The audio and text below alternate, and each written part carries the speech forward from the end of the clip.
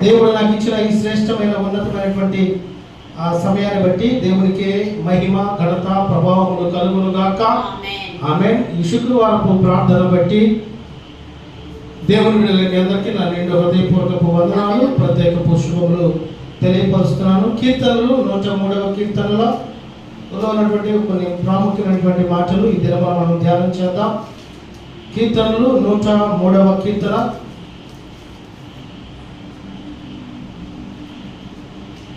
13వ వచనాన్ని చదువుకుందాం.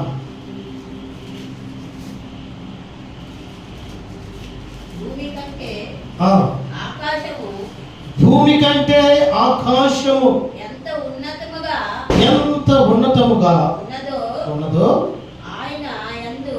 ఆయన యందు భయభక్తులు గలవారి ఎడల ఆయన కృప అంత అధికముగా ఉన్నది. ఇంకో మాట కూడా చదువుకుందాం. కీర్తనలు 103వ కీర్తన 13వ వచనాన్ని చదువుకుందాం.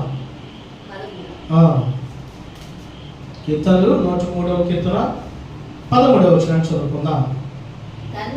తండ్రి తన కుమారుల ఎడల జాలి పడినట్లు యెహోవా తన యందు భయభక్తులు గలవారి ఎడల జాలి పడును.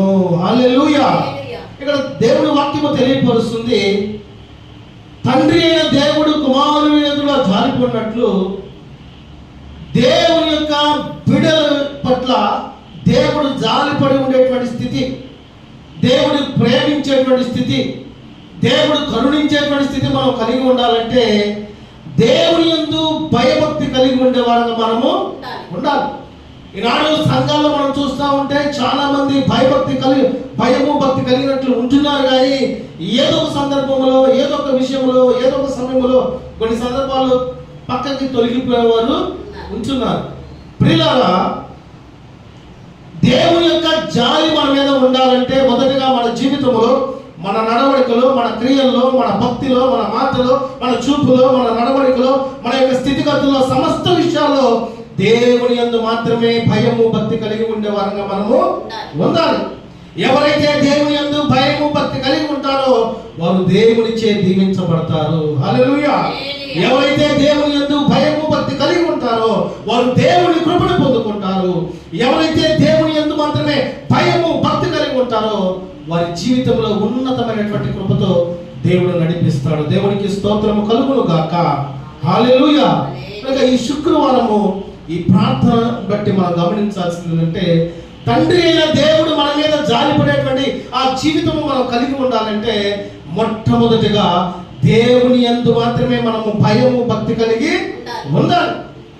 పరిశుద్ధ లేఖనాలు మనం చూస్తూ ఉంటే మోషే భయపడ్డాడు, దేవుని యొక్క బిడ్డలు అబ్రహాము భయపడ్డారు కొన్ని సందర్భాల్లో. కానీ దేవుని యందు వారికి ఉన్నటువంటి భయము భక్తిని బట్టి వారి జీవితంలో ఉన్నతమైనటువంటి ఆశ్చర్యమైనటువంటి గొప్ప గొప్ప కార్యాలు దేవుడు జరిగించాడు.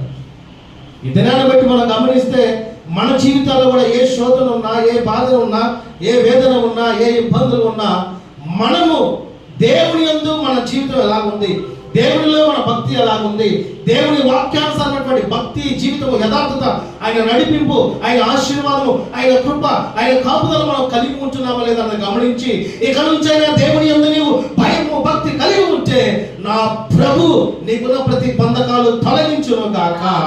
ఆమేన్.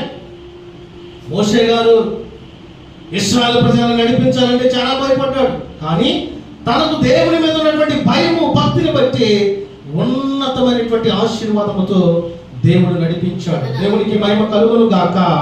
ఆమేన్. ఇంకో మాట మనం చూద్దాం. కీర్తనలు 103 17వ ఇదే 103వ కీర్తన 17వ వచనం చదువుకుందామండి.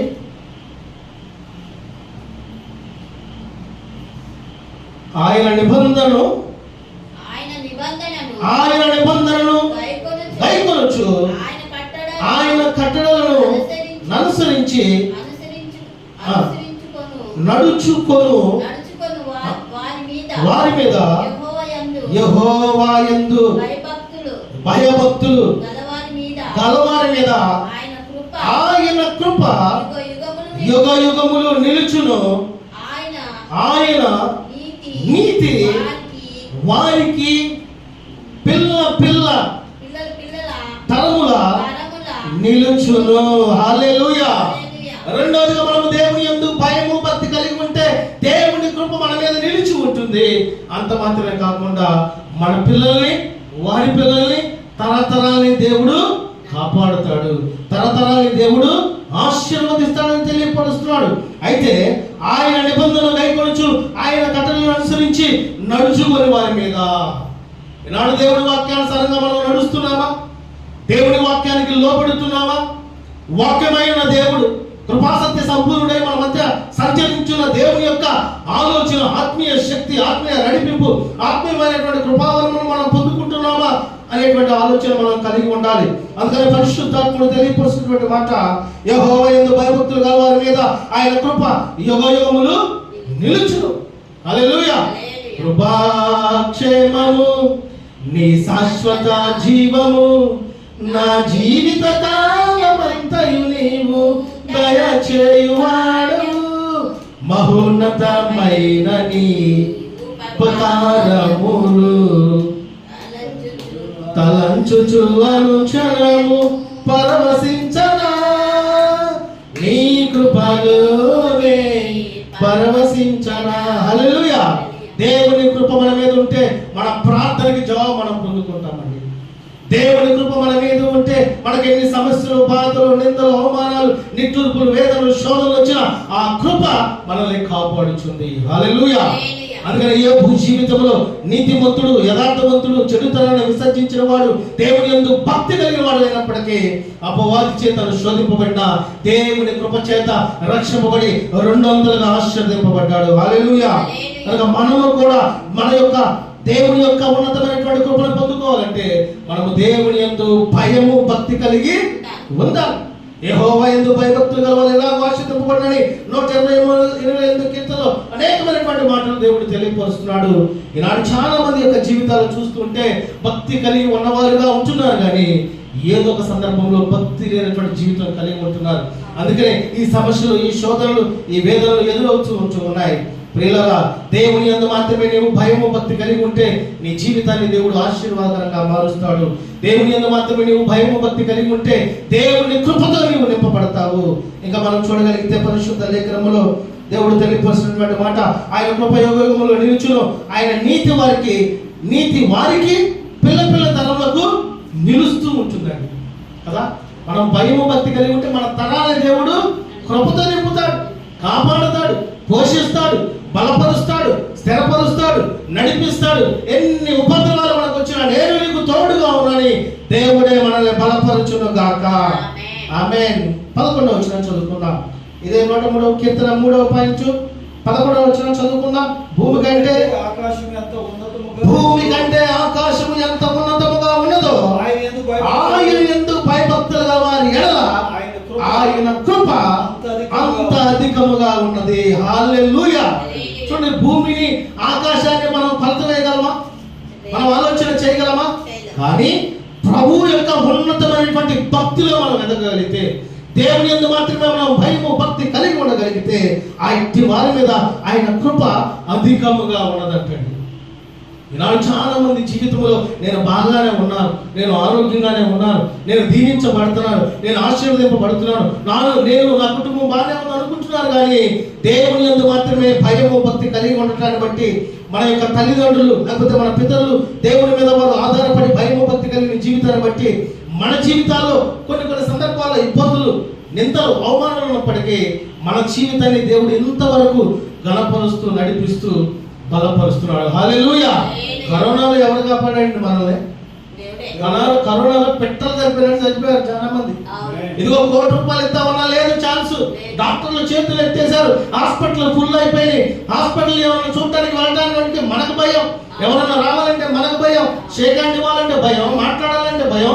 అంత దూరంగా ఉన్నటువంటి పరిస్థితులు మనకు ఎదురవుతున్నప్పటికీ నన్ను మనల్ని దేవుడు కాపాడాలంటే ఆయన ఉన్నతమైనటువంటి కృప మన మీద ఉండబట్టే. దేవుడికి స్తోత్రం కలుగును గాక.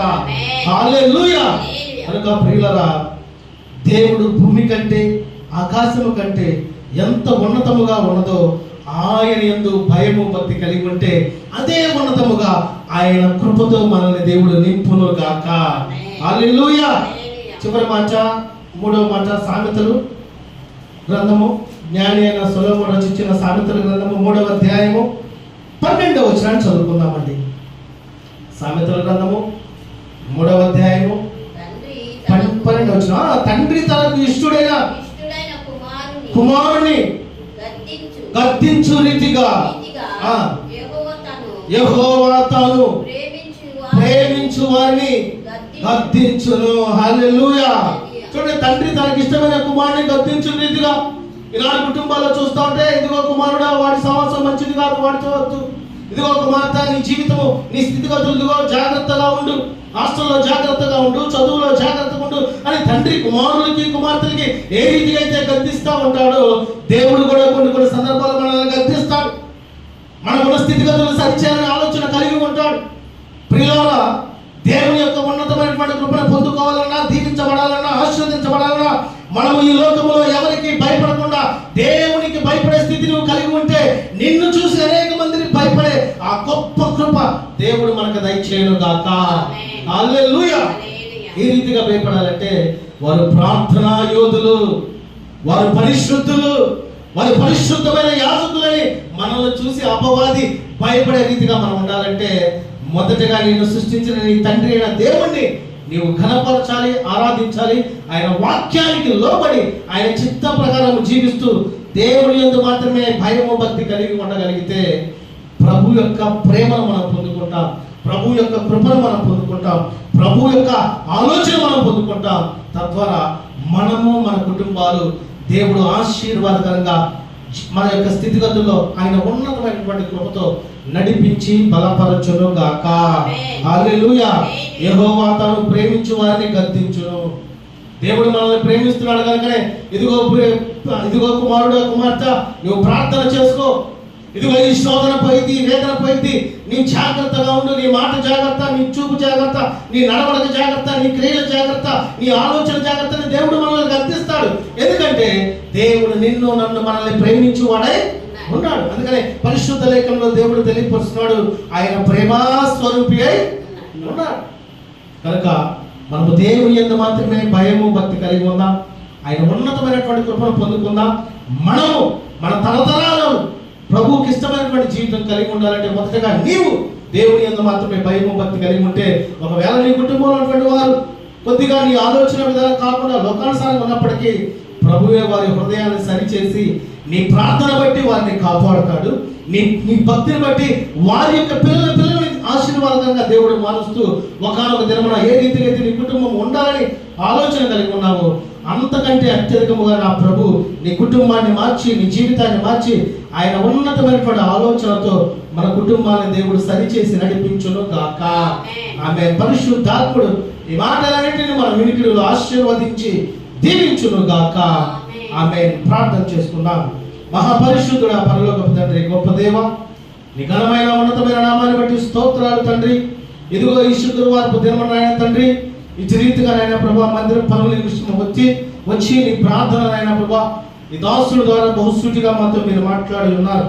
నీ ఉపదేశం అంగీకరించినప్పుడు ఇదిగో మాకు ఆరోగ్యము, మా ఎముకలకు సత్తువును దయచేస్తానన్నావు, నూరంతగా ఆశీర్వదించి దీవిస్తానన్నావు. నీకు స్తోత్రము తండ్రి. రెండవదిగానైనా ప్రభా నీ యందు భయము భక్తి కలిగి ఉంటే నీ కృపతో నింపుతానన్నావు. స్తోత్రాలు ప్రభా. ఇదిగోనైనా తండ్రి, అబ్రహాము, ఇస్సాకు, యాకోబును ఆశీర్వదించిన దేవా, మీరు కూడా మమ్మల్ని ఆశీర్వదిస్తున్నందుకు స్తోత్రాలు తండ్రి. భయంకరమైనటువంటి దినాల్లో, కరోనాలో మమ్మల్ని ఎంతవరకు కాపాడి సజీవ లెక్కలో నీ సన్నిధిలో మమ్మల్ని ఉంచినందుకు స్తోత్రాలు ప్రభా. నీ ఉన్నతమైనటువంటి కృపతో నడిపించండి, బలపరచండి తండ్రి.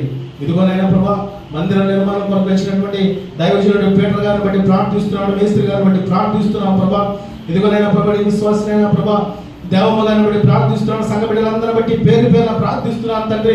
జయమ్మ గారిని వారి బిడ్డలను బట్టి ప్రార్థిస్తున్నాను, చంద్రశేఖరాన్ని బట్టి ప్రార్థిస్తున్నాను ప్రభా. ఇదిగో రవిని బట్టి ప్రార్థిస్తున్నాడు, కృష్ణాన్ని బట్టి ప్రార్థిస్తున్నాను ప్రభా. ఇంకా అనేక మంది దేవుని యొక్క బిడ్డలు లూది గారిని బట్టి ప్రార్థిస్తున్నాడు తండ్రి. ఇదిగోనైనా ప్రభా నీ బిడ్డలందరిని బట్టి ప్రార్థిస్తున్నాం ప్రభా. నీ బిడ్డలందరి పక్షాన్ని మీరు తోడుగా ఉన్నాడు తండ్రి.